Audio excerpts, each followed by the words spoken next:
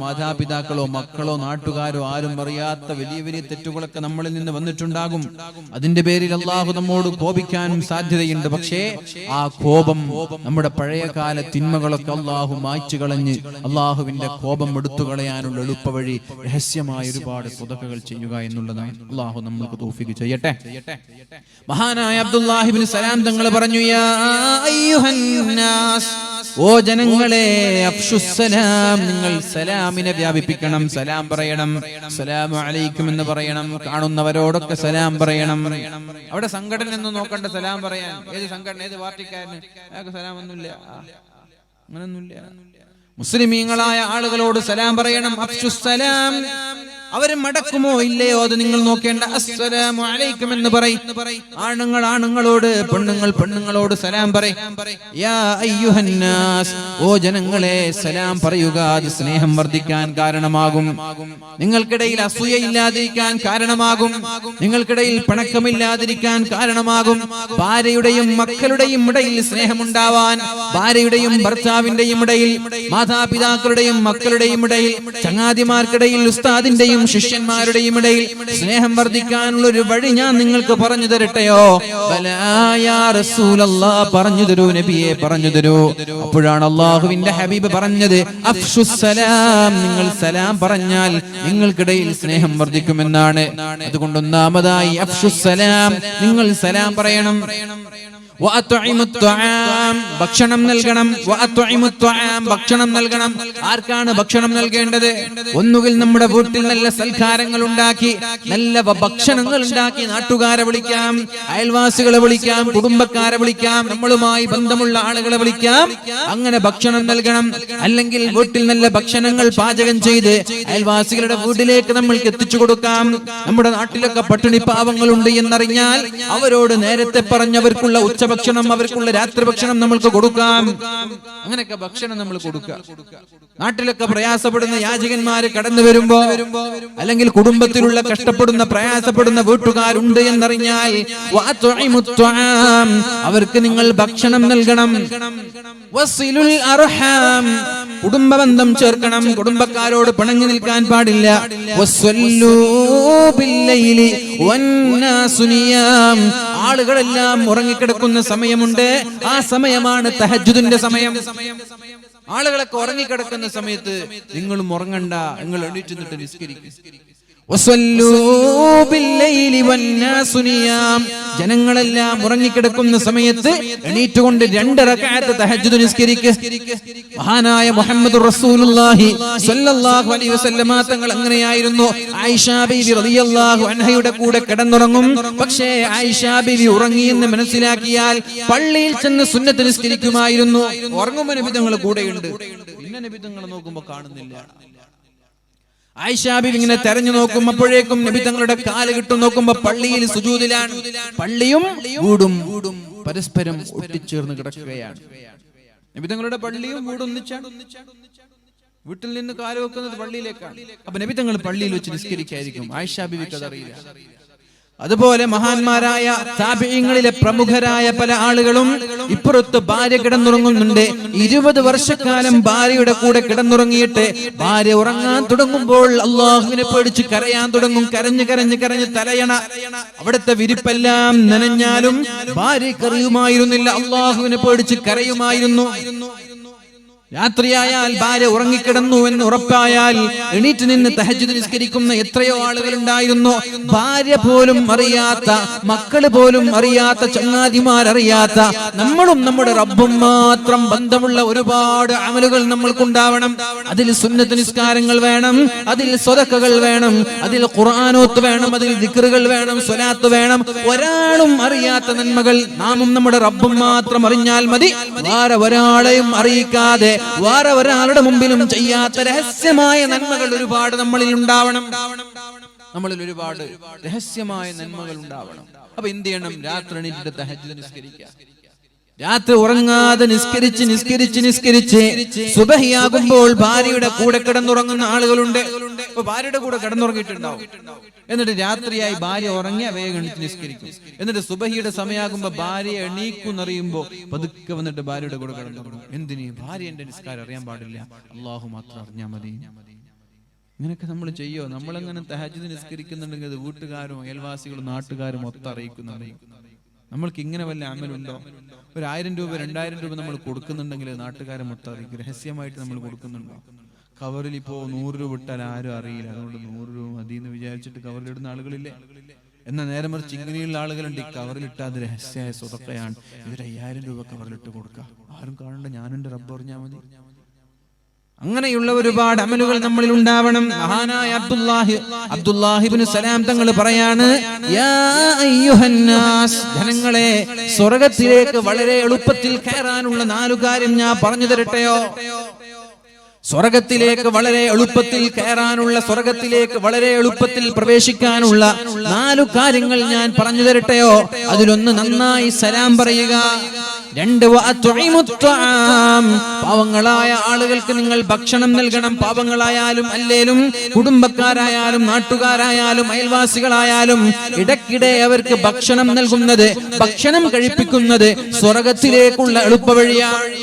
വസിലുൽ അർഹാം, കുടുംബബന്ധം നന്നായി ചേർക്കണം, കുടുംബക്കാരോട് പിണങ്ങി നിൽക്കാതിരിക്കുക. 4-മത്തേത് വസല്ലൂ ബില്ലൈലി വന്നാസു നിയാം, ജനങ്ങളെല്ലാം ഉറങ്ങിക്കിടക്കുന്ന സമയത്ത് അല്ലാഹുവിന് വേണ്ടി തഹജ്ജുദ് നിസ്കരിക്കുക.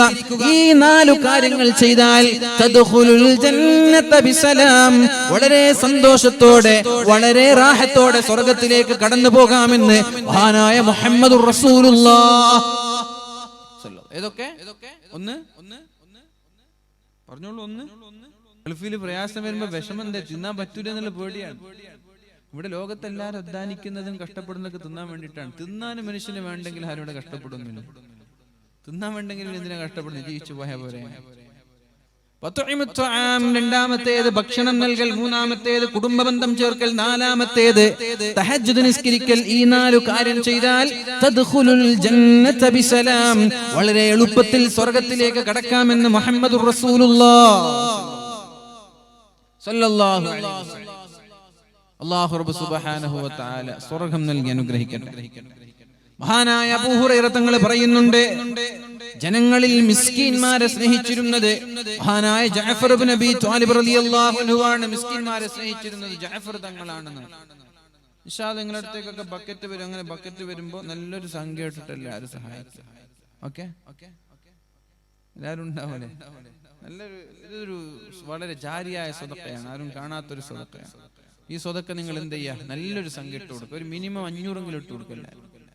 പോക്കറ്റിൽ ഉള്ളതിൽ നിന്ന് ഏറ്റവും നല്ല നോട്ട്. 500 കൊണ്ടുവരാത്ത ആളിൻ്റെ അടുത്ത് ഇല്ലല്ലോ എന്ന് വിചാരിക്കണ്ട. നിങ്ങളെ പോക്കറ്റിൽ കൈയിട്ടിട്ട് ഉള്ളതിൽ നിന്ന് ഏറ്റവും നല്ലൊരു നോട്ട് ഇട്ടിട്ട് കൊടുക്കുക. അള്ളാഹു തൗഫീഖ് ചെയ്യട്ടെ. പെണ്ണുങ്ങൾ അങ്ങനെ തന്നെ.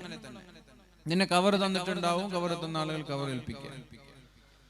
മഹാനായ അബൂ ഹുറൈറ തങ്ങൾ പറയുന്നുണ്ട്, ജനങ്ങളിൽ മിസ്കീന്മാരെ സ്നേഹിച്ചിരുന്നത് മഹാനായ ജഅഫർ ഇബ്നു അബീ ത്വാലിബ് തങ്ങളാണ്.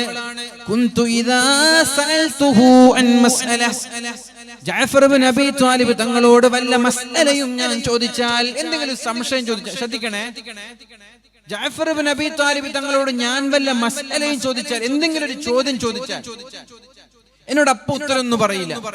ആ ചോദ്യത്തിന്റെ ഉത്തരം ആ സമയത്ത് എനിക്ക് തരാറില്ല. പിന്നെയോ എന്റെ കയ്യും പിടിച്ച് വീട്ടിലേക്ക് പോകും.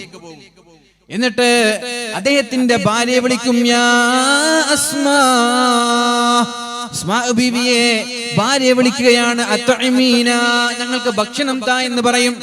മനസ്സിലായോ?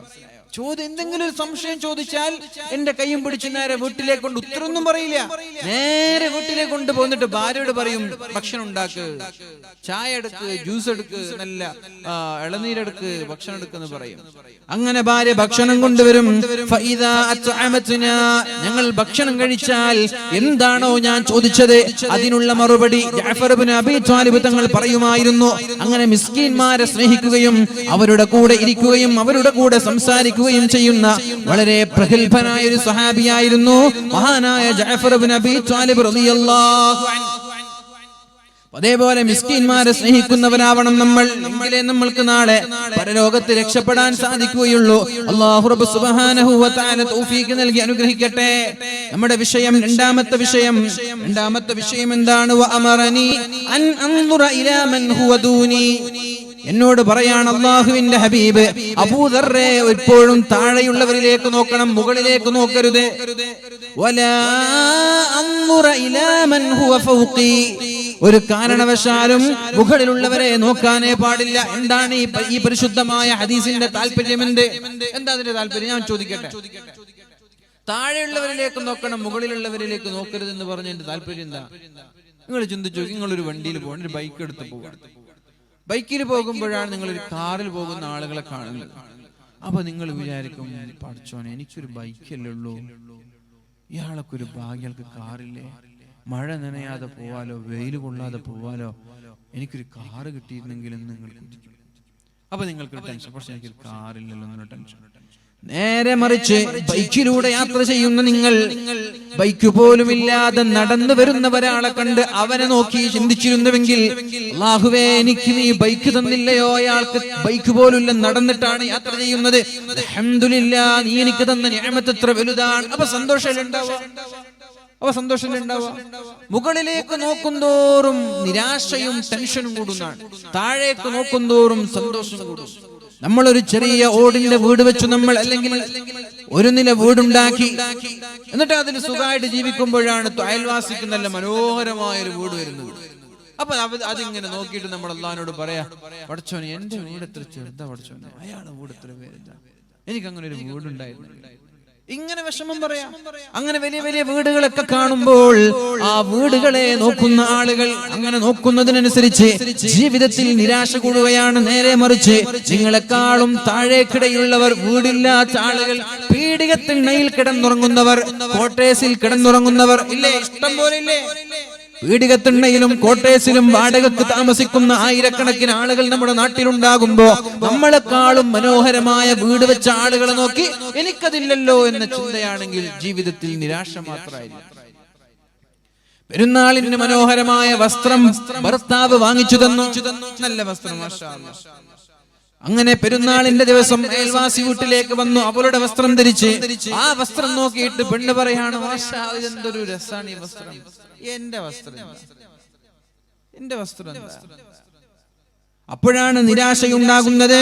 നേരെ മറിച്ച് ആ പെരുന്നാളിന്റെ വസ്ത്രം പോലും വാങ്ങാൻ കഴിയാത്ത നൂറുകണക്കിന് ആളുകൾ ഇവിടെ ജീവിച്ചിരിപ്പുണ്ട് എന്ന് ചിന്തിക്കുമ്പോ എന്തോ ഒരു ഭാഗ്യവാന്മാരാണ് നമ്മളെന്ന് നമ്മൾ സ്വയം തിരിച്ചറിയുകയാണ്.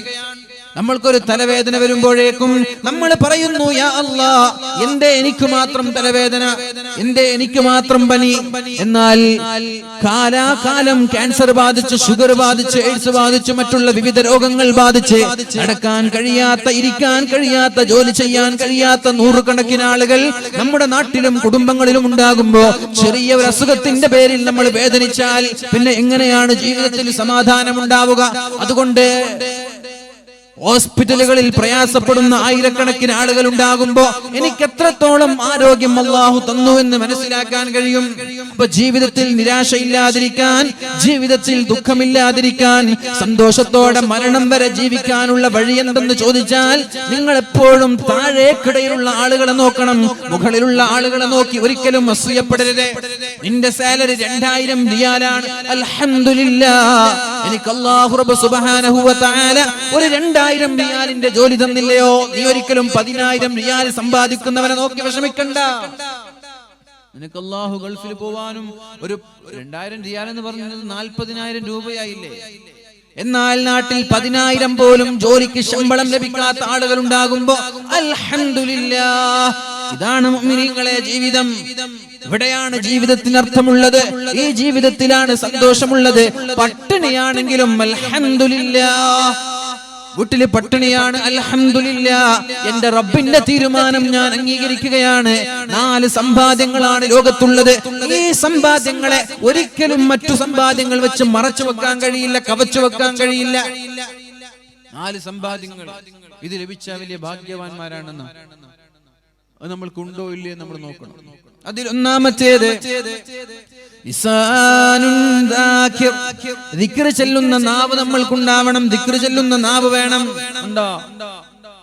വെറുതെ മിണ്ടാതിരിക്കുന്ന സമയങ്ങളിലൊക്കെ അസ്തഗ്ഫിറുല്ലാഹ് അസ്തഗ്ഫിറുല്ലാഹ് അസ്തഗ്ഫിറുല്ലാഹ് അല്ലെങ്കിൽ ലാ ഇലാഹ ഇല്ലല്ലാഹ് എന്നിങ്ങനെയുള്ള ദിക്ർ ചൊല്ലിക്കൊണ്ടിരിക്കുന്ന നാവ്, ഖുർആൻ ഓതിക്കൊണ്ടിരിക്കുന്ന നാവ്, അല്ലാഹുവിന്റെ ദിക്റിൽ മുഴുകിയ ഒരു നാവ് നമ്മൾക്കുണ്ടെങ്കിൽ വലിയ ഭാഗ്യവാന്മാരാണ് നമ്മൾ.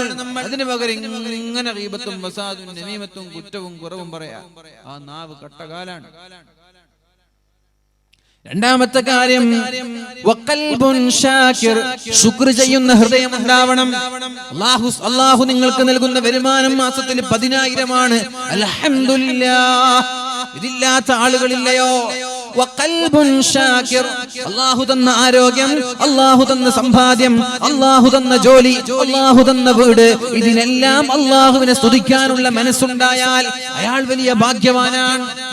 വബദനുൻ അലൽ ബലാഇ സാബിറുൻ, ക്ഷമിക്കാൻ കഴിയുന്ന ഒരു ശരീരം ഉണ്ടാവണം.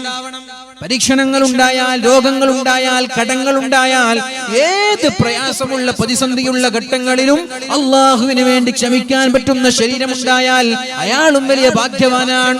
നാലാമത്തെ കാര്യം വസൗജതുൻ തുഈനു അഹദകും അലാ ദീനി, ദീനിയായ കാര്യങ്ങളിൽ ഭർത്താവിനെ സഹായിക്കുന്ന ഭാര്യ. ഭർത്താവിനെ പ്രയാസപ്പെടുത്തുന്ന ഭാര്യയല്ല. പരാതിയും പരിഭവങ്ങളുമായി ഭർത്താവിനെ വീട്ടിലേക്ക് കയറാൻ അനുവദിക്കാത്ത ഭാര്യയല്ല. എന്താ നിങ്ങളൊക്കെ കഥ? നിങ്ങളെ പോലെ തന്നെയല്ല അയാൾ കാണുന്നില്ല സമ്പാദിക്കുന്നത്, അധ്വാനിക്കുന്നതൊക്കെ. നിങ്ങൾ ഇങ്ങനെ രാവിലെ പോവും, 500 രൂപ ഇങ്ങോട്ട് വരും, അങ്ങനെയൊക്കെ പറഞ്ഞ് ഭാര്യമാർ ഭർത്താക്കന്മാരെ നന്നായി ദ്രോഹിക്കുന്നു. വീട് വെക്കാത്തതിന്റെ പേരിൽ ഭർത്താക്കന്മാരെ പ്രയാസപ്പെടുത്തുന്ന ഭാര്യമാരുണ്ട്. വസ്ത്രം വാങ്ങിച്ചു കൊടുക്കാത്തതിന്റെ പേരിൽ ഭർത്താവിന്റെ വരുമാനവും ഭർത്താവിന്റെ ജോലിയുടെ സാമ്പത്തിക അവസ്ഥ പോലും തിരിച്ചറിയാതെ പ്രയാസപ്പെടുത്തുന്ന ഭാര്യമാരുണ്ട്. അവരല്ല ദീനിയായ കാര്യങ്ങളിൽ ഭർത്താവിനെ സഹായിക്കുന്ന ഭാര്യ.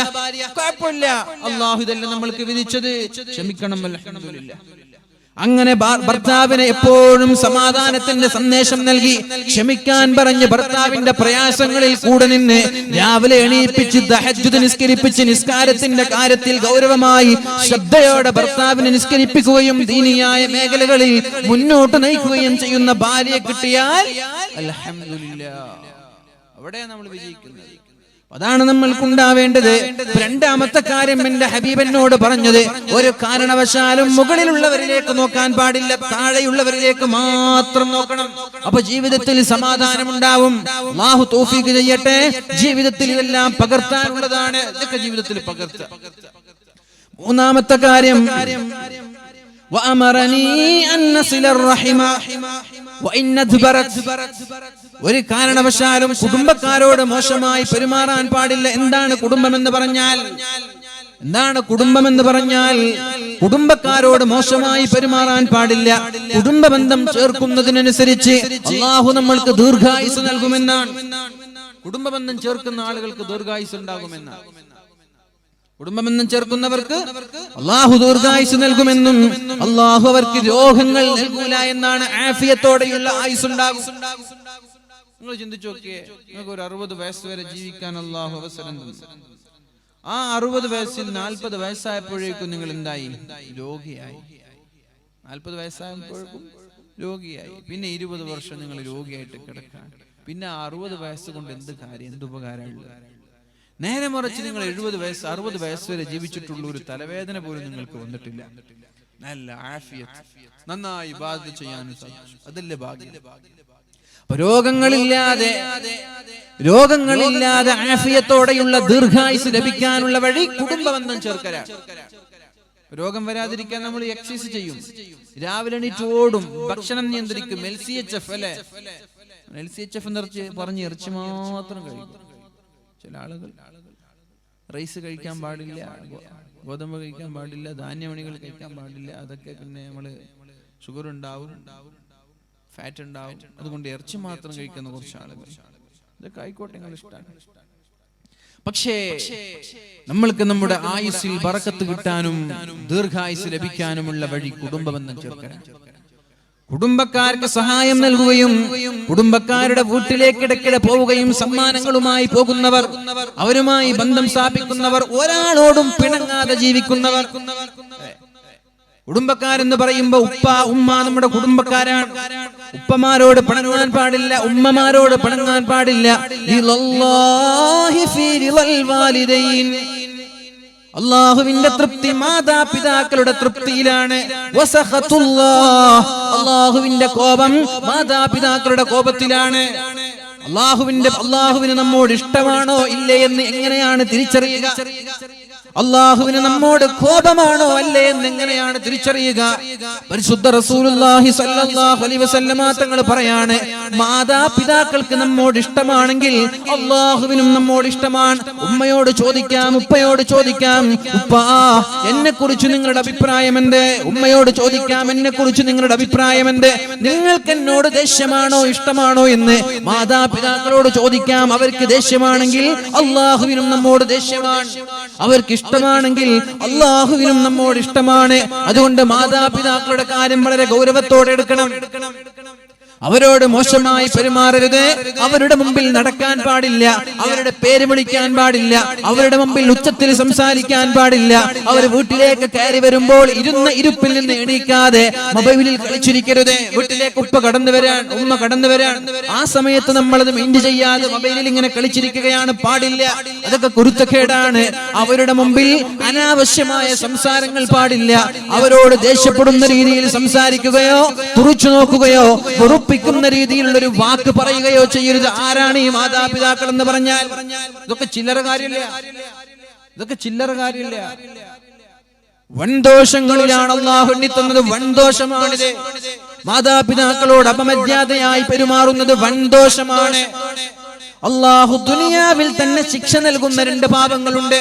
നമ്മളൊക്കെ തെറ്റ് ചെയ്താൽ അല്ലാഹു ആഖിറത്തിലേക്ക് എടുത്തു വെക്കുക ചെയ്യാം. കള്ളു കുടിച്ചു, പടച്ചോനെ ആഖിറത്തിലേക്ക് മാറ്റി. നിസ്കാരം നഷ്ടപ്പെടുത്തി, ആഖിറത്തിലേക്ക് മാറ്റി വെക്കും. സദഖയും സക്കാത്തൊന്നും കൊടുത്തില്ല, ആഖിറത്തിലേക്ക് മാറ്റി. പക്ഷെ ദുനിയാവിൽ തന്നെ അല്ലാഹു ശിക്ഷ നൽകുന്ന 2 പാപങ്ങളുണ്ട്. അത് ഏതൊക്കെയാണ്? ഒന്ന് കുടുംബ ബന്ധമാണ്. മാതാപിതാക്കളുമായിട്ടുള്ള ആ ഒരു ബന്ധം സ്ഥാപിക്കാതെ മാതാപിതാക്കളോട് അപമര്യാദയായി പെരുമാറുന്ന ആളുകൾക്ക് അല്ലാഹു ദുനിയാവിൽ വെച്ച് തന്നെ ശിക്ഷ നൽകുമെന്നാണ്. എന്നാൽ ആഖിറത്തിൽ രക്ഷപ്പെടുവോ? അവിടെയും രക്ഷപ്പെടൂല. എങ്ങനെയാണ് അല്ലാഹു ശിക്ഷ നൽകുന്നത്? ഒന്നുകിൽ അവരുടെ മക്കളിലൂടെ. നമ്മൾ നമ്മുടെ മാതാപിതാക്കളോട് മോശമായി പെരുമാറിയാൽ അതിനേക്കാളും മോശമായിട്ടാണ് നമ്മുടെ മക്കൾ നമ്മോട് പെരുമാറുക. കുടുംബബന്ധത്തിൽ നമ്മൾ കുടുംബബന്ധം വിച്ഛേദിച്ചാൽ, കുടുംബബന്ധങ്ങളിൽ വിള്ളലുണ്ടാക്കി പിണക്കവും പ്രശ്നങ്ങളും ഉണ്ടാക്കിയാൽ ദുനിയാവിൽ തന്നെ അനുഭവിക്കുമെന്നാണ്. ദുനിയാവിൽ തന്നെ അനുഭവിക്കാതെ മരിച്ചു പോകൂല എന്നാണ്. അതുകൊണ്ട് കുടുംബബന്ധത്തിന്റെ കാര്യം, മാതാപിതാക്കളുടെ കാര്യം വളരെ ഗൗരവത്തോടെ, വളരെ ശ്രദ്ധയോടെ നമ്മൾ ശ്രദ്ധിക്കേണ്ടതുണ്ട്. ദുനിയാവിലും ആഖിറത്തിലും അല്ലാഹു ശിക്ഷ നൽകുന്ന തെറ്റാണത്. രണ്ടാമത്തെ തെറ്റ് വ്യഭിചാരമാണ്. വ്യഭിചരിച്ചു പോയ ആളുകൾക്ക് അല്ലാഹു ദുനിയാവിലും ആഖിറത്തിലും ശിക്ഷ നൽകുമെന്നാണ്. അതാണ് വ്യഭിചരിച്ച ആളുകൾക്ക് അല്ലാഹു എയ്ഡ്സ് നൽകുന്നത്. അത് മാത്രമല്ല, വ്യഭിചാരികളായ ആളുകൾക്ക് ജീവിതത്തിൽ സമാധാനം കിട്ടൂല എന്നാണ്. മരണം വരെ ടെൻഷനായിരിക്കും. ജീവിതത്തിൽ ഒരു തവണ വ്യഭിചരിച്ചാൽ, കുറെ തവണ ഒന്നും വേണ്ട, ഒരു തവണ വ്യഭിചരിച്ചാൽ ആ വ്യഭിചാരത്തിന്റെ പേരിൽ തൗബ ചെയ്ത് മക്കത്ത് പോയി ഉംറ ചെയ്ത് ഹജ്ജ് ചെയ്ത് അല്ലാഹുവിനോട് പശ്ചാത്തപിച്ച് മടങ്ങിയാലും ആ ഒരു വ്യഭിചാരത്തിന്റെ പേരിൽ മരണം വരെ അയാൾ ദുഃഖിച്ചുകൊണ്ടേയിരിക്കുമെന്നും മരണം വരെ അതിന്റെ പേരിൽ അയാൾക്ക് മാനസികമായ പ്രശ്നങ്ങൾ ഉണ്ടാകുമെന്നും മഹാന്മാര് പഠിപ്പിക്കുന്നുണ്ട്. 2 തെറ്റുകളാണ് അല്ലാഹു ദുനിയാവിലും ആഖിറത്തിലും ശിക്ഷ നൽകുന്നത്. ഒന്ന് മാതാപിതാക്കളോട് അപമര്യാദയായി പെരുമാറുന്നത്, 2 വ്യഭിചാരമാണ്. ഈ 2 കാര്യങ്ങൾ വളരെ ഗൗരവത്തോടെ നമ്മൾ പേടിച്ചിരിക്കേണ്ട വിഷയമാണ്. അല്ലാഹു നമ്മെ കാക്കുമാറാവട്ടെ, അല്ലാഹു നമ്മെ കാക്കുമാറാവട്ടെ. അപ്പൊ മാതാപിതാക്കളുമായുള്ള ബന്ധം ശരിയാക്കണം. അതേപോലെ മക്കളുമായിട്ടുള്ള ബന്ധം, അതും ശ്രദ്ധിക്കാനുണ്ട്. മക്കളുമായുള്ള ബന്ധം, അതും നമ്മൾക്ക് ശ്രദ്ധിക്കാനുണ്ട്. അല്ലാഹു തആല ആദ്യമായി മാതാപിതാക്കളോടാണ് ചോദിക്കുന്നത് മക്കളെ കുറിച്ച്. അവർക്ക് കൊടുക്കേണ്ട ബാധ്യതകൾ നിങ്ങൾ കൊടുത്തിട്ടുണ്ടോ എന്ന്. ആദ്യം മക്കളെ വിളിച്ചിട്ട് ചോദിക്കല്ല, നിങ്ങൾ മാതാപിതാക്കളെ ബഹുമാനിച്ചിട്ടുണ്ടോ എന്നല്ല ചോദിക്കുക. ആദ്യം വിളിക്കുന്നത് ഉപ്പയെയും ഉമ്മയുമാണ്. നിങ്ങളുടെ മക്കൾക്ക് പഠിപ്പിക്കേണ്ടതൊക്കെ പഠിപ്പിച്ചിട്ടുണ്ടോ എന്ന് ചോദിക്കും. അങ്ങാടകരെവിടെ? അങ്ങാടകരില്ലേ?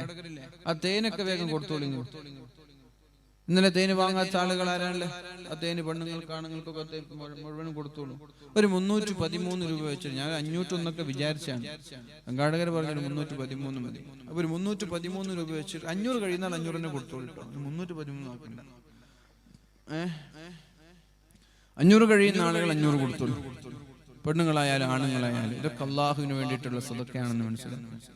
അങ്ങനെ എല്ലാവർക്കും ഒന്ന് കൊടുക്കും. നിങ്ങൾ ഇങ്ങനെ നടന്നിട്ടേ ഇന്നലെ വാങ്ങാത്ത ആളുകൾക്ക് കൊടുത്തോളൂ. ഇന്നലെ വാങ്ങിയ ആളുകൾക്കും ആണുങ്ങൾക്ക് കൊടുക്കും.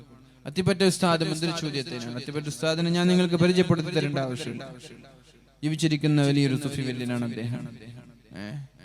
നമ്മുടെ കേരളക്കരയും ലോകം മുഴുവൻ അംഗീകരിക്കുന്ന വലിയൊരു സുഫി വര്യൻ. അള്ളാഹു അദ്ദേഹത്തിന് ആഫിയത്തും ഇസ്സത്തും പ്രദാനം ചെയ്യട്ടെ. അപ്പൊ മന്ത്രി ചോദ്യത്തിനാണ്. അപ്പൊ അതുകൊണ്ട് എന്ത് ചെയ്യുക, എല്ലാവരും വാങ്ങിച്ചിട്ട് ഒരു 313 രൂപ അല്ലെങ്കിൽ ഒരു 500 രൂപ. അതാണ് ഏറ്റവും എളുപ്പം. 313 ആകുമ്പോൾ ഇതൊക്കെ എണ്ണി കൊടുക്കണ്ടേ? 300 എടുക്കണം, പിന്നെ 10 എടുക്കണം, പിന്നെ 3 എടുക്കണം. റിസ്ക് അല്ലേ? ഒരു 500 രൂപയ്ക്ക് വാങ്ങിച്ചോളൂ. ഇതെല്ലാവരും പെണ്ണുങ്ങളാണുങ്ങളൊക്കെ 500 രൂപയ്ക്ക് വാങ്ങിച്ചു. അള്ളാഹു തൗഫീഖ് ചെയ്യട്ടെ. അള്ളാഹു ശിഫ നൽകട്ടെ. അതുകൊണ്ട് പോയിട്ട് ഒരു 11 ഫാത്തിഹ ഓതി അതിലൂത, ഒരു 11 ഫാത്തിഹ ഓതി അതിലൂത, എന്നിട്ട് കുടിക്കുക. അള്ളാഹു എല്ലാ രോഗങ്ങൾക്കും ശിഫ നൽകും ഇൻഷാ അല്ലാഹ്. ആത്മാർത്ഥമായിട്ട് ഒരു ഊതൊക്കെ ചെയ്ത് ആത്മാർത്ഥമായിട്ട് ഒരു 11 ഫാത്തിഹ ഓതിയിട്ട് ഊത, എന്നിട്ട് കുടിക്കുക. അള്ളാഹു ശിഫ നൽകട്ടെ. അള്ളാഹു ശിഫ നൽകട്ടെ. അള്ളാഹു ശിഫ നൽകട്ടെ. അപ്പൊ മാതാപിതാക്കളോട് അള്ളാഹു ആദ്യം മക്കളെ കുറിച്ച് ചോദിക്കുന്നതാണ്. ആദ്യം ചോദിക്കൽ മക്കളോടല്ല. എന്തെങ്കിലും ഉപ്പാനെ ബഹുമാനിക്കാത്തത് നല്ല ചോദിക്കുക. എന്തേ നിങ്ങൾ നിങ്ങളുടെ മക്കൾക്ക് എന്താ പഠിപ്പിച്ചത്? മക്കൾക്കുള്ള കടമകൾ നിങ്ങൾ നിർവഹിച്ചിട്ടുണ്ടോ എന്നാണ് ആദ്യം മാതാപിതാക്കളോട് ചോദിക്കുന്നത്. അവർക്ക് ദീൻ പഠിപ്പിച്ചിട്ടുണ്ടോ?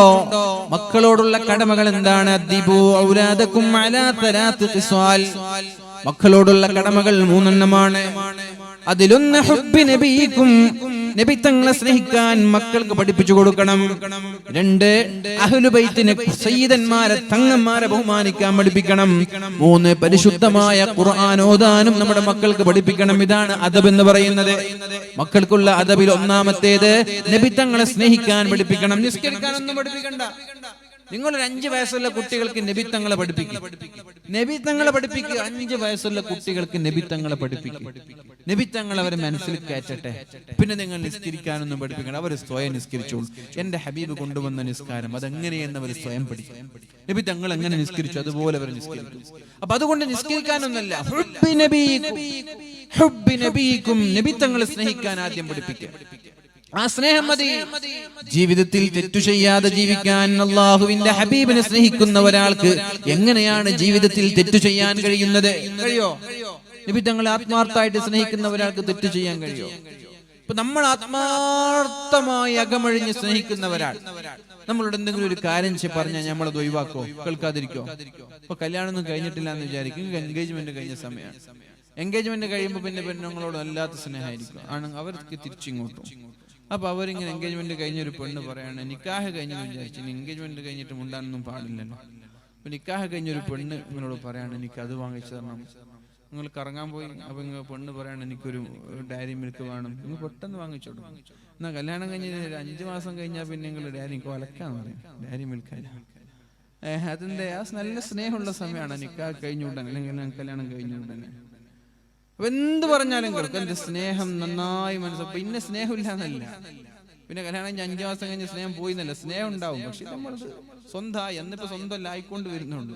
അതുകൊണ്ടാണ് അപ്പൊ അതിന്റെ അർത്ഥം ഇനി വാങ്ങിച്ചു കൊടുത്തില്ലെങ്കിൽ സ്നേഹമില്ല എന്നൊന്നുമില്ല. പറഞ്ഞു വരുന്നത് നമ്മൾക്ക് ആ സ്നേഹം, അതിന്റെ ആത്മാർത്ഥമായ സ്നേഹം നമ്മൾക്ക് ഉണ്ടാകുമ്പോൾ അവരെന്ത് പറഞ്ഞാലും നമ്മൾ കേൾക്കും. അവർക്ക് ഇഷ്ടപ്പെടുന്നത് നമ്മൾ ചെയ്യും. ആ സമയത്ത് പെണ്ണ് പറയുകയാണെങ്കിൽ സീസർ വലിക്കില്ല എന്ന് പറഞ്ഞാൽ വലിക്കൂല, അല്ലെ? പെണ്ണ് പറയുകയാണെങ്കിൽ സീസർ വലിക്കുന്നത് എനിക്ക് ഇഷ്ടമല്ല കേട്ടോ എന്നാൽ വലിക്കൂല. അറിയാതെ പോയിട്ട് രഹസ്യമായിട്ട് മുമ്പിൽ വലിക്കൂല. അതേപോലെ നബിത്തങ്ങളോടുള്ള സ്നേഹം നമ്മൾ കൊത്തിവെക്കുക, നമ്മുടെ മക്കളിൽ കൊത്തിവെക്കുക. ചെറുപ്പത്തിലെ മക്കൾ കേൾക്കേണ്ടത് നബിത്തങ്ങളെ കുറിച്ചും ദീനിനെ കുറിച്ചൊക്കെ ആയിക്കോട്ടെ. അങ്ങനെ അള്ളാഹുവിന്റെ ഹബീബിനെ മനസ്സിലാക്കാനും സ്നേഹിക്കാനും നമ്മുടെ മക്കൾ തുടങ്ങിയാൽ അവർ സ്വയം നിസ്കരിക്കാൻ തുടങ്ങും, സ്വയം ഖുർആൻ ഓതാൻ തുടങ്ങും. ഒന്നാമത്തെ അദബ് മക്കൾക്ക് നബിത്തങ്ങളോടുള്ള സ്നേഹം ഇട്ടുകൊടുക്കലാണ്. നന്നായി സ്നേഹിക്കട്ടെ. അപ്പൊ നബിത്തങ്ങളെ കുറിച്ചുള്ള ചരിത്രങ്ങൾ കേൾക്കും. ഉമ്മമാര് പറഞ്ഞു കൊടുക്കുക നബിത്തങ്ങളുടെ ജീവിതത്തിലെ ചരിത്രങ്ങളൊക്കെ ചെറുപ്പത്തിലേ പറഞ്ഞു കൊടുക്കുക. അപ്പൊ അവർക്ക് കൂടുതൽ പഠിക്കാൻ ആഗ്രഹം വരുമ്പോൾ അവർ പുസ്തകം വാങ്ങിച്ചു വായിക്കും. യൂട്യൂബിലൂടെ നബിത്തങ്ങളെ കുറിച്ചുള്ള പഠനങ്ങൾ അവർ വേലകൾ അവർ കേൾക്കും. അങ്ങനെ നബിത്തങ്ങളുടെ ഒരു മുഹിബ്ബായി മാറും. അങ്ങനെ മുഹിബ്ബായി മാറിയാൽ പിന്നെ അവരുടെ ജീവിതം നബിത്തങ്ങളുടെ ജീവിതമായി മാറും. അവരുടെ ഡ്രസ് കോഡ്, അവരുടെ ജീവിത രീതി, അവരുടെ ഭക്ഷണം, അവരുടെ ഉറക്കയെല്ലാം അല്ലാഹുവിന്റെ ഹബീബായി മാറും.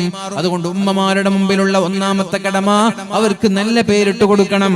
അതേപോലെ അവർക്ക് അല്ലാഹുവിന്റെ ഹബീബിനെ സ്നേഹിക്കാൻ പഠിപ്പിക്കണം, അഹ്ലുബൈത്തിനെ സ്നേഹിക്കാൻ പഠിപ്പിക്കണം. അതേപോലെ പരിശുദ്ധമായ ഖുർആനിൽ അവർക്ക് അവഗാഹം നൽകണം. ഖുർആൻ കൊണ്ട് അവരെ കൊണ്ട് ഒതുക്കണം, ഖുർആൻ അവരെ കൊണ്ട് പഠിപ്പിക്കണം. ഇതെല്ലാം മാതാപിതാക്കളുടെ കടമയാണ്. അല്ലാഹു നാളെ ആദ്യമായി നിങ്ങളോട് ചോദിക്കുന്നത് ഇതെല്ലാമാണ്. പിന്നെയോ 7 വയസ്സായാൽ നിസ്കാരത്തിന്റെ കാര്യം, 10 വയസ്സായാൽ നിസ്കരിച്ചില്ലെങ്കിൽ അടിക്കുന്നതിന്റെ കാര്യം, ഇതെല്ലാം വളരെ ശ്രദ്ധയോടെ കൃത്യമായി നമ്മുടെ മാതാപിതാക്കളിൽ നിന്നുണ്ടാവണം. പിന്നെയാണ് മാതാപിതാക്കളെ കുറിച്ച് മക്കളോട് ചോദിക്കുന്നത്. ഭാര്യയും ഭർത്താവും തമ്മിലുള്ള ബന്ധം, ഭർത്താവിനെ വെറുപ്പിക്കാത്ത ഒരു ഭാര്യ, ഭർത്താവിനെ വെറുപ്പിക്കാത്ത ഒരു ഭാര്യ, ആ ഭാര്യ മരിച്ചുപോയാൽ ദഖലത്തിൽ ജന്ന, ആ ഭാര്യ സ്വർഗ്ഗക്കാരിയാണ് എന്ന് മുഹമ്മദുർ റസൂലുള്ളാഹ്. ഒരു പെണ്ണ് മരിച്ചു, കല്യാണം കഴിഞ്ഞിട്ട് 5 വർഷമായി. 5 വർഷത്തിനുള്ളിൽ ഭർത്താവിനെ വെറുപ്പിച്ചിട്ടില്ല. പിന്നെ പെണ്ണുങ്ങൾക്കുള്ള പൊതുവെയുള്ള ഒരു സ്വഭാവം ഭർത്താക്കന്മാരെ മാക്സിമം വെറുപ്പിക്കലാണ്.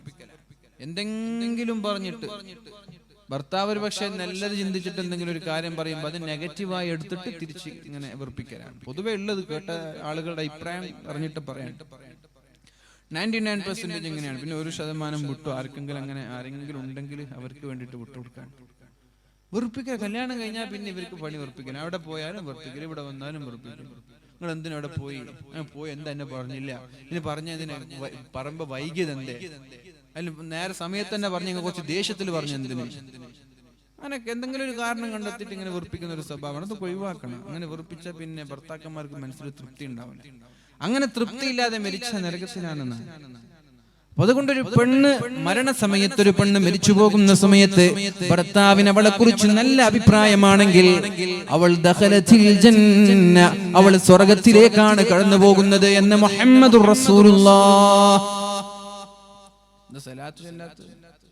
പരിശുദ്ധ റസൂലുള്ളാഹി സ്വല്ലല്ലാഹു അലൈഹി വസല്ലമ പറയാണ്, അതുകൊണ്ട് പെണ്ണിന്റെ ഏറ്റവും പ്രധാനപ്പെട്ട കടമ എന്ന് പറയുന്നത് ഭർത്താക്കന്മാരെ തൃപ്തിപ്പെടുത്തുക എന്നുള്ളതാണ്. നിങ്ങൾക്ക് ഉമ്മ ഉപ്പൊന്നുമില്ല, നിങ്ങളത് മെയിൻറ്റെയിൻ ചെയ്യേണ്ടതില്ല.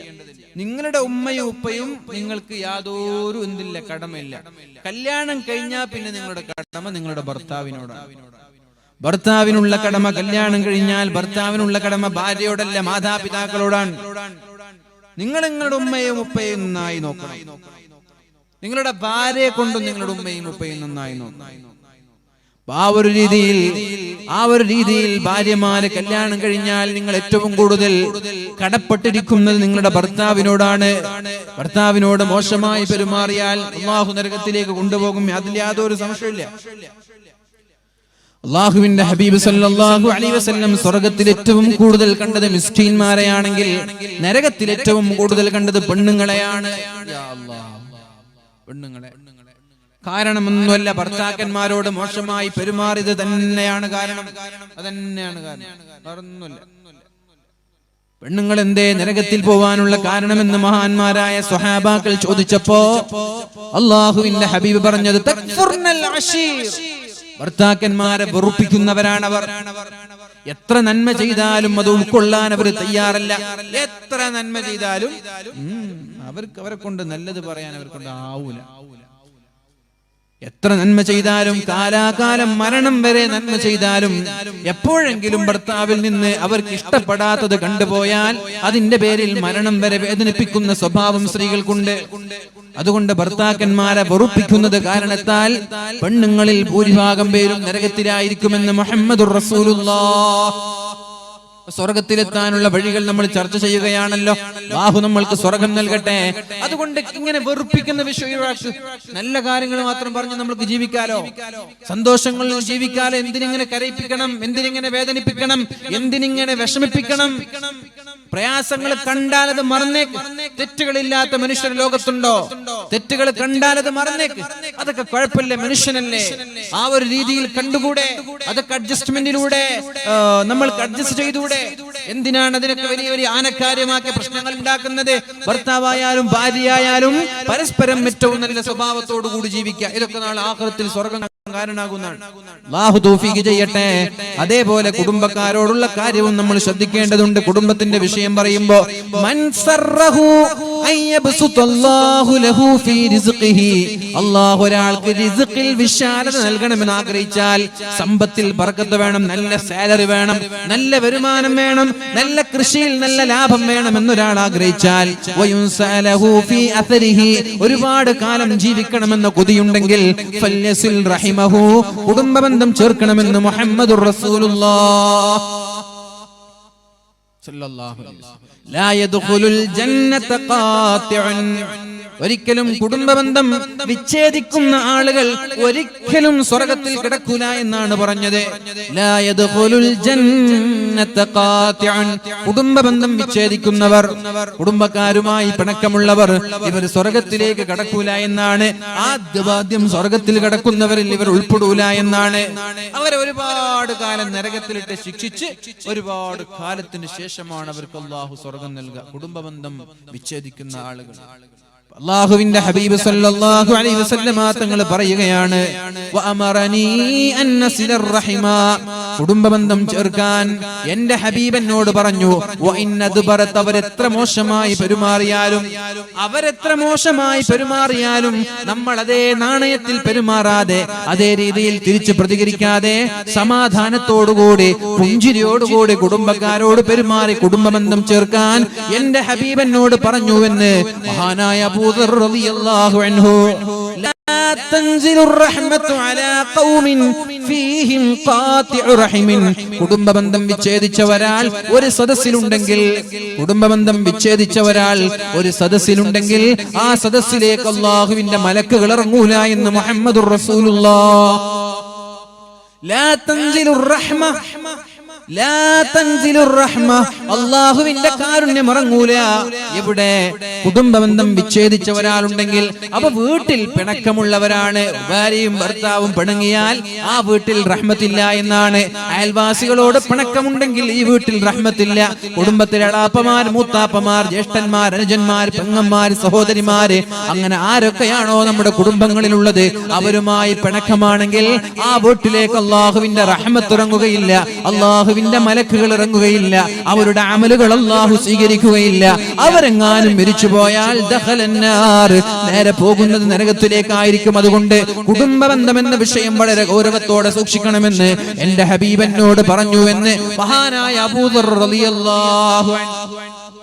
അലി ഇബ്നുൽ ഹുസൈൻ തങ്ങൾ പറയുന്നുണ്ട്, അദ്ദേഹത്തിന്റെ മകനോട് പറയാണ്, യാ ബുനയ്യ ലാ തസ്ഹബന്ന ഖാതിഅ റഹിമിൻ, കുടുംബബന്ധം മുറിച്ചു നിൽക്കുന്ന ഒരാളെ കണ്ടാൽ അയാളുടെ കൂടെ നടക്കാൻ പാടില്ല, അയാളുടെ കൂടെ ഇരിക്കാൻ പാടില്ല, അയാളുടെ കൂടെ യാത്ര ചെയ്യാൻ പാടില്ല, അയാളുടെ കൂടെ ഭക്ഷണം കഴിക്കാനും പാടില്ല. അപ്പൊ നമ്മുടെ ചങ്ങാതിമാര്, നാട്ടിലുള്ള കുടുംബത്തിലുള്ള ചങ്ങാതിമാരുണ്ട്, ഇയാള് ഈ കുടുംബക്കാരൊക്കെ മറ്റുള്ളവരോടും മിണ്ടാതെ പിണങ്ങി നിൽക്കാൻ എന്ന് നമ്മൾക്കറിഞ്ഞാൽ, നമ്മുടെ കൂടെയുള്ള ഒരു ഫ്രണ്ട് അവന്റെ കുടുംബക്കാരുമായി പിണങ്ങി നിൽക്കുന്നു എന്നറിഞ്ഞാൽ അവനുമായിട്ടുള്ള സൗഹൃദ ബന്ധം പാടില്ല എന്നാണ് പറഞ്ഞത്. എന്തുകൊണ്ട്? ഫഇന്നീ വജദ്തുഹു മൽഊനൻ ഫീ കിതാബില്ലാഹി ഫീ സലാസതി മവാലിഅ, മൂന്ന് സ്ഥലങ്ങളിൽ ഈ വിഭാഗം ആളുകളെ അല്ലാഹു ശപിച്ചതായിട്ട് ഞാൻ കണ്ടിട്ടുണ്ട്. പരിശുദ്ധ ഖുർആനിൽ 3 സ്ഥലങ്ങളിൽ കുടുംബബന്ധം മുറിക്കുന്ന ആളുകളെ അല്ലാഹു ശപിച്ചിട്ടുണ്ട്. അത് ഞാൻ കണ്ടിട്ടുണ്ട്. അതുകൊണ്ട് ഒരു കാരണവശാലും അവരുമായി ബന്ധം സ്ഥാപിക്കരുത്, അവരുടെ കൂടെ യാത്ര ചെയ്യരുത്, അവരുടെ കൂടെ ഇരിക്കരുത്, അവരുടെ കൂടെ സംസാരിക്കരുത് എന്ന് മഹാനായ അലി ഇബ്നുൽ ഹുസൈൻ തങ്ങൾ പഠിപ്പിക്കുകയാണ്. എത്ര ഗൗരവമാണ്, തമാശയാണോ? എത്ര ഗൗരവമാണ്. നമ്മൾക്ക് ഇതൊക്കെ എടുക്കുന്നുണ്ടോ? ഗൗരവമായിട്ട് എടുക്കുന്നുണ്ടോ? 3 കാര്യങ്ങളായി. 4ാമത്തെ വിഷയം, വഅമറനി അല്ലാ അസ്അല അഹദൻ ശൈആ, എന്നോട് എന്റെ ഹബീബ് പറഞ്ഞു, ഒരാളോടും ഒന്നും ചോദിക്കാൻ പാടില്ല. എന്താണ് ഈ പറഞ്ഞതിന്റെ അർത്ഥം? എന്താണ്? ഒരാളോടും ഒന്നും ചോദിക്കാൻ പാടില്ല. എന്താ അർത്ഥം? വീട്ടിലെത്തിയാൽ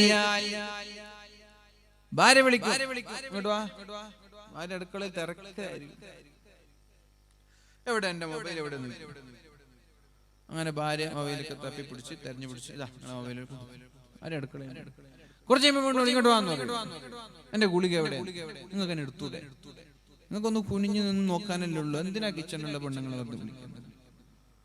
അങ്ങനെ പാവം ഓടി വന്നിട്ട് ആ ഗുളിക എടുത്തു. കുറച്ച് കഴിയുമ്പോൾ എന്റെ കുപ്പായ എവിടെ, ഈ എവിടെ എവിടെ ചോദിക്കുന്ന സമയത്ത് നിങ്ങൾക്ക് തന്നെ ചെയ്തുകൂടെ? അതാ നബി തങ്ങൾ പറയും, എന്തിനാ ഈ ആൾക്കാരോട് ഇങ്ങനെ ചോദിക്കുന്നത്? ഭാര്യ നമ്മുടെ ഭാര്യ തന്നെയാണ്, അവരോട് ഇങ്ങനെ പറയരുത്. പരിശുദ്ധ റസൂലുള്ളാഹി സ്വല്ലല്ലാഹു അലൈഹി വസല്ലം സ്വന്തമായി ചെരുപ്പ് തുന്നിച്ചേർക്കുമായിരുന്നു, തുടച്ചു വൃത്തിയാക്കുമായിരുന്നു, വീടടിച്ചു വാരുമായിരുന്നു, പാചകം ചെയ്യുമായിരുന്നു, ആടിനെ കറക്കുമായിരുന്നു, അങ്ങാടികളിൽ നിന്ന് സാധനങ്ങളുമായി വീട്ടിലേക്ക് വരുമായിരുന്നു. ഇല്ലേ, ഇതൊക്കെ ചെയ്തിട്ടില്ലേ? ആയിഷ എങ്ങോട്ട് വാ, എന്റെ ചെരുപ്പ് വൃത്തിയാക്കുന്ന പറഞ്ഞത്? ആയിഷ എന്റെ കുപ്പായ അയൺ ചെയ്യുന്ന പറഞ്ഞോ? ഇല്ല, അല്ല, നബി തങ്ങൾ സ്വന്തം ചെയ്തിരുന്നു. നമ്മൾക്ക് കഴിയുന്ന കാലത്തോളം സ്വന്തമായി ചെയ്യണമെന്ന് മുഹമ്മദുർ റസൂലുള്ളാഹ്. പിന്നെ അലക്കാൻ സ്വന്തമായിട്ട് കഴിയും കാലത്ത് സ്വന്തമായിട്ട് അലക്ക്, ഭാര്യ ഏൽപ്പിക്കണ്ട. സ്വന്തമായി നമ്മൾക്ക് ചെയ്യാൻ കഴിയുന്നതെല്ലാം സ്വന്തമായി ചെയ്യും. ഒരു ചായ വേണം, നിങ്ങൾക്ക് പോയി ചായ ഉണ്ടാക്കാം, അത് പെണ്ണുങ്ങളോട് തന്നെ പറയണമെന്നില്ല. ഒരു ചായ കൊണ്ടുപോവാ, ഈ ചായ പാവം കഷ്ടപ്പെട്ട് ഓടിച്ചെന്ന് കൊണ്ടുവന്നിട്ട് നോക്കുമ്പോ പഞ്ചസാര ഇട്ടില്ല, അപ്പൊ തുടങ്ങി ചീത്ത, നീ എപ്പോ ഉണ്ടാക്കിയാലും ഇങ്ങനെ. സഹോദരിമാരും ശ്രദ്ധിക്കണം, കടമ നിർവഹിക്കാൻ വേണ്ടി പാചകം ചെയ്യരുത്. അങ്ങനെയുണ്ട് കുറച്ച് പെണ്ണുങ്ങള്, കടമ തീർക്കാൻ വേണ്ടിട്ട് നാസ്ത ഉണ്ടാക്കുക, കടമ തീർക്കാൻ വേണ്ടിട്ട് ചോറുണ്ടാക്കുക, കടമ തീർക്കാൻ വേണ്ടിട്ട് ചായ ഉണ്ടാക്കുക. ആരെങ്കിലും വിരുന്നുകാരെ സൽക്കരിക്കാന് അതിഥികളോ വന്നാലും ജ്യൂസ് ഉണ്ടാക്കണം, അത് മുറിച്ചിരിക്കുക, കടമ തീർക്കണം, അത് വേണ്ട. ഏറ്റവും നല്ല കൈപുണ്യത്തോടെ ഏറ്റവും സ്വാദിഷ്ടമായത് നൽകണമെന്നുള്ള ചിന്തയാണ് പെണ്ണുങ്ങൾക്ക് ഉണ്ടാവേണ്ടത്.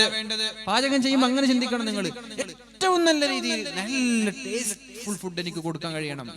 ചായ ഉണ്ടാക്കാൻ പറഞ്ഞവര് അതെല്ലാവർക്കും അറിയാം, എന്ത് ചായ വെള്ളം തിളപ്പിക്കണം, അതിലേക്ക് ചായപ്പൊടി ഇടണം, പിന്നെ പഞ്ചസാര എല്ലാവർക്കും അറിയാം. അപ്പൊ അത് എങ്ങനെ ടേസ്റ്റ്ഫുൾ ആക്കാം? അതിൽ കുറച്ച് ഏലക്ക ഇടാം, കുറച്ച് ഇഞ്ചി ഇടാം, അല്ലെങ്കിൽ കുറച്ച് വേറെ എന്തെങ്കിലും ഇടാം, അല്ലെങ്കിൽ വെറും പാലിൽ മാത്രം ചായ വെക്കാം. നേരെ മറിച്ച് നിങ്ങൾ 5 ഗ്ലാസ് ചായക്ക് 1/2 ഗ്ലാസ് പാൽ വെച്ച ചായയുടെ പോലെ നമ്മൾക്ക് കാണുമ്പോൾ മനസ്സിലാവില്ലേ? വിരുന്നുകാരൊക്കെ വരുമ്പോ അങ്ങനെയൊന്നും കൊടുക്കരുത്. നിങ്ങളുടെ വീട്ടിൽ എന്ത് വേണം കഴിച്ചോളി. ആരെങ്കിലും അതിഥികളൊക്കെ വരുമ്പോ എന്ത് ചെയ്യണം? നല്ല അടിപൊളി നല്ല ടേസ്റ്റ്ഫുൾ ഫുഡ് കൊടുക്കണം. അതൊരു പെണ്ണിനുണ്ടാവേണ്ട സ്വഭാവമാണിത്. എന്റെ കയ്യിൽ നിന്ന് ഏറ്റവും നല്ലത് ഞാൻ ഉണ്ടാക്കുള്ളൂ. ഇതൊരു കടമ തീർക്കാൻ വേണ്ടി ചെത്തി കൊടുക്കണല്ലോ, അതുണ്ടാവരുത്. ഭർത്താവിനാണെങ്കിലും ശരി, മക്കൾക്കാണെങ്കിലും ശരി, എപ്പോഴും ഒരേ ഫുഡ്. എപ്പോ നോക്കിയാലും നൈസ്പത്രി, ഇത് കഴിച്ച് മടുത്തു പോയി. രാവിലെ എണിച്ച് തുടങ്ങും നൈസ്പത്രി. ഇപ്പൊ പാക്കറ്റ് വാങ്ങാൻ കിട്ടുന്നുണ്ട്, അവിടെ പോയിട്ട് വാങ്ങുക, എന്നിട്ട് ഭർത്താവിനെ കൊടുക്കുക. വെറൈറ്റി ഫുഡ് ഉണ്ടാക്കുക, ഡിഫറെന്റ് ടേസ്റ്റ്. എപ്പോഴും ഒരു 10 രൂപയുടെ വ്യത്യസ്തമായ ഐറ്റംസ് ഇല്ല, അതൊക്കെ ഉണ്ടാക്കുക. കറി എങ്ങനെ വ്യത്യസ്തമായ ഐറ്റംസ് ഉണ്ടാക്കുക, മാറ്റി മാറ്റി പിടിക്കും, നല്ല മനോഹരമായത് ഉണ്ടാക്കി കൊടുക്കും. വേറെ പണിയൊന്നുമില്ലല്ലോ. ഭർത്താക്കന്മാർ പുറത്തു പോയി അധ്വാനിക്കുമ്പോ അങ്ങനെ പോയി ജോലി ചെയ്യുന്ന തിരക്കൊന്നും നിങ്ങൾക്കില്ലല്ലോ. നിങ്ങൾ പണി എന്താ തന്നെയാണ്.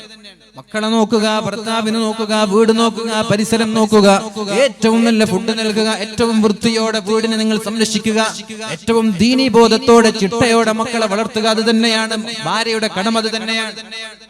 അതുകൊണ്ടാണ് അത്ര പ്രോത്സാഹിപ്പിക്കാത്തത്, പെണ്ണുങ്ങൾ ജോലി ചെയ്യുന്നതിനെ പ്രോത്സാഹിപ്പിക്കാത്തത് കൊണ്ട്. രണ്ടുപേരും ജോലിക്ക് പോയാൽ പിന്നെ ആരെവിടെ ഫുഡ് ഉണ്ടാക്കുക, ആരെവിടെ അടിച്ചു വാരാൻ, ആരെവിടെ മക്കളെ നോക്കുക, എന്നും ആള് കിട്ടൂല. പിന്നെ ആ ഒരു ബന്ധത്തിൽ അത്ര രസം ഉണ്ടാവില്ല. അതുകൊണ്ട് പെണ്ണുങ്ങളോട് പറയാനുള്ളത്, ഏറ്റവും നല്ല ഫുഡ് ഉണ്ടാക്കി കൊടുക്കാൻ നമ്മൾ തയ്യാറാവണം. പിന്നെ ആണുങ്ങളെല്ലാം കണ്ട് പെണ്ണുങ്ങളോട് പറയണ്ട, കുറച്ചൊക്കെ സ്വന്തമായിട്ട് ചെയ്യും. എന്നോട് പറഞ്ഞു, അല്ലാ അസ്അല അഹദൻ ശൈആ, ഒന്നും ഒരാളോടും ചോദിക്കരുത്. പട്ടിണിയാണെങ്കിൽ വരെ മറ്റൊരാളുടെ മുമ്പിൽ കൈ നീട്ടരുത്, മറ്റൊരാളുടെ മുമ്പിൽ പറയരുത്. നബി തങ്ങൾ അങ്ങനെ പറഞ്ഞു. പട്ടിണിയാണെങ്കിൽ വരെ മറ്റൊരാളോട് ചോദിക്കരുത്. യാ അല്ലാഹ്, കഷ്ടപ്പെടണം, എത്ര പ്രയാസങ്ങൾ ഉണ്ടെങ്കിലും അള്ളാഹുവിനോട് മാത്രം ചോദിക്കുക, ജനങ്ങളുടെ മുമ്പിൽ കൈനീട്ടരുത് എന്ന് പരിശുദ്ധ റസൂലുള്ളാഹി സ്വല്ലല്ലാഹു അലൈഹി വസല്ലം മഹാന്മാരായ സ്വഹാബാക്കൾ അങ്ങനെ ചെയ്യുമായിരുന്നു. മഹാന്മാരായ സ്വഹാബാക്കൾ അങ്ങനെ ചെയ്യുമായിരുന്നു. എന്തിപ്പോ യാത്ര ചെയ്യാൻ, ഒട്ടകത്തിൽ യാത്ര ചെയ്യുമ്പോ കയ്യിൽ നിന്ന് വടി വീണു, താഴെ ആളുണ്ട്, അവരോടൊന്ന് പ്ലീസ് എടുത്തരൊന്ന് ചോദിച്ച് അവരെടുത്തു കൊടുക്കും. പക്ഷെ അത് ചോദിക്കൂല. അവരെന്ത് ചെയ്യും? ഇറങ്ങും, താഴെ ഇറങ്ങിയിട്ട് അതെടുക്കും. അങ്ങനെ നമ്മൾ ചെയ്യണം. നമ്മൾ വണ്ടിയിലാണ്, കാറിൽ ഇരിക്കുമ്പോഴാണ് നമ്മുടെ കയ്യിൽ നിന്ന് ചാവിയോ എന്തെങ്കിലും താഴേക്ക് വേണ്ടത്. ഫ്രണ്ട് നിൽക്കുന്നുണ്ട് പുറത്ത്, അതൊന്നും എടുത്തരോ, ചോദിക്കരുത്. നമ്മളങ്ങനെ ചോദിക്കരുത്. നമ്മൾ സ്വയം ചെയ്യണതാണ്. മറ്റൊരാൾ അനാവശ്യമായി ഡിപ്പെൻഡ് ചെയ്യരുതെന്ന്, ആശ്രയിക്കരുതെന്ന്. പരിശുദ്ധ റസൂലുള്ളാഹി സ്വല്ലല്ലാഹു അലൈഹി വസല്ലമ തങ്ങൾ സ്വഹാബാക്കളോട് ചോദിക്കുകയാണ്, 9 ആളുകൾ അല്ലാഹുവിന്റെ ഹബീബിന്റെ കൂടെയുണ്ട്. 8 7 9 ആളുകൾ നബി തങ്ങളുടെ കൂടെയുണ്ട്.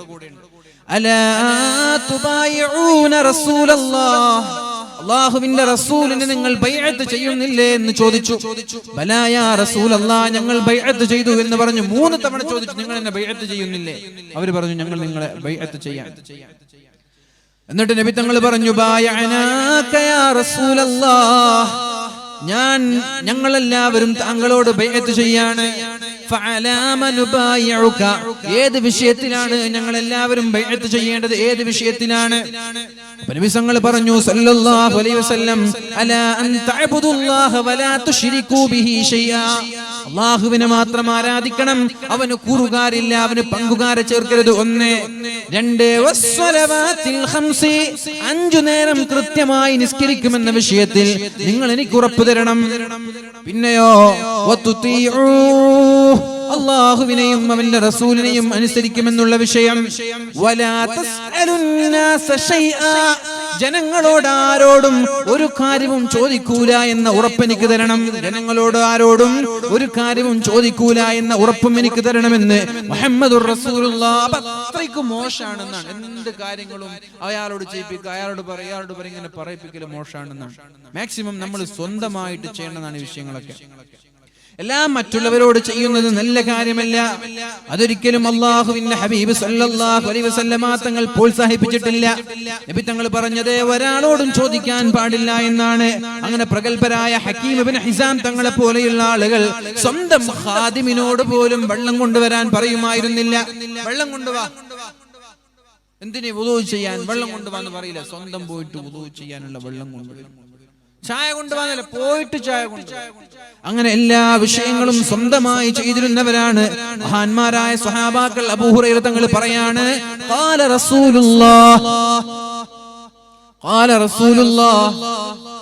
സല്ലല്ലാഹു അലൈഹി വസല്ലം, നബി തങ്ങൾ പറഞ്ഞു, ലാ യഹ്തതിബ അഹദുകും അലാ ളഹ്രിഹി فيقي به وجهه خير له من أن يسأل رجلا أعطاه أو منعه. നിങ്ങൾക്ക് പട്ടിണി കിടക്കുന്ന സമയത്ത് മറ്റൊരാളോട് പോയി യാചിക്കുന്നതിനേക്കാളും മറ്റൊരാളോട് പോയി ചോദിക്കുന്നതിനേക്കാളും നല്ലത് നിങ്ങൾ ഏതെങ്കിലും ഒരു കാട്ടിലേക്ക് പോയി, മലമുകളിലേക്ക് പോയി, ഒരു കത്തിയുമായി പോയിട്ട് അവിടെ വിറക് വെട്ടി ആ വിറക് കമ്പി കൊണ്ടുവന്നിട്ട് നിങ്ങളുടെ മുതുകിൽ ചുമന്നിട്ട് അങ്ങാടിയിൽ പോയി വിറ്റ് അതിൽ നിന്നൊരു 10 20 30 രൂപ കിട്ടുകയാണെങ്കിൽ അതിൽ നിന്ന് അരിയും വീട്ടിലേക്ക് ആവശ്യമായ വസ്തുക്കളും വാങ്ങിച്ച് കഴിക്കലാണ് മറ്റുള്ളവരോട് പോയി എന്നെ സഹായിക്കൂ എന്ന് പറയുന്നതിനേക്കാളും നല്ലത് എന്ന് മുഹമ്മദുർ റസൂലുള്ളാഹ്. അങ്ങനെ മറ്റുള്ളവരോട് പോയി ചോദിക്കുന്നതിനേക്കാളും നല്ലത്, എന്റെ മക്കളുടെ കല്യാണമുണ്ട്, എന്റെ പെൺമക്കളുടെ കല്യാണമുണ്ട്, എനിക്ക് വീടെടുക്കണമെന്നുള്ള കാര്യങ്ങളൊക്കെ, ഞാൻ രോഗിയാണ്, സഹായിക്കണം എന്നുള്ള വിഷയങ്ങളൊക്കെ മറ്റുള്ളവരോട് പോയി ചോദിക്കുന്നതിനേക്കാളും നല്ലത് സ്വന്തമായിട്ട് ഏതെങ്കിലും കാട്ടിലേക്കോ മലഞ്ചെരുവിലേക്കോ ചെന്നിട്ട് അവിടെയുള്ള വിറക് വെട്ടി അത് കൊണ്ടുപോയി വിറ്റ് കാശാക്കി അന്തസ്സോടെ അഭിമാനത്തോടെ ജീവിക്കലാണ് എന്ന് മുഹമ്മദുർ റസൂലുള്ളാഹി സ്വല്ലല്ലാഹു അലൈഹി വസല്ലം. നബി തങ്ങൾ ചോദിക്കുന്നുണ്ട്, ഒരു വിഷയത്തിൽ നിങ്ങൾ എനിക്ക് ഉറപ്പ് തന്നാൽ, ഒരു വിഷയത്തിൽ നിങ്ങൾ എനിക്ക് ഉറപ്പ് തന്നാൽ ഞാൻ നിങ്ങൾക്ക് സ്വർഗ്ഗം നൽകാമെന്ന് അല്ലാഹുവിന്റെ ഹബീബ് പറയുന്നുണ്ട്. നിങ്ങൾ എനിക്ക് ഉറപ്പ് തരണം ഒരു വിഷയം. എന്താണ് ആ വിഷയം? ഉറപ്പ് തരേണ്ട വിഷയം എന്താണ്? ഒരാളോടും ഒന്നും ചോദിക്കാൻ പാടില്ല എന്നുള്ള വിഷയം. എങ്കിൽ ഞാൻ അവർക്ക് വേണ്ടി സ്വർഗ്ഗം കൊണ്ട് ജാമ്യം നിൽക്കാമെന്ന് മുഹമ്മദുർ റസൂലുള്ളാഹ്. ഒരാളോടും ഒന്നും ചോദിക്കൂല എന്ന ഉറപ്പ് എനിക്ക് തന്നാൽ നിങ്ങൾക്ക് സ്വർഗ്ഗം കൊണ്ട് ഞാൻ ഉറപ്പ് തരാം.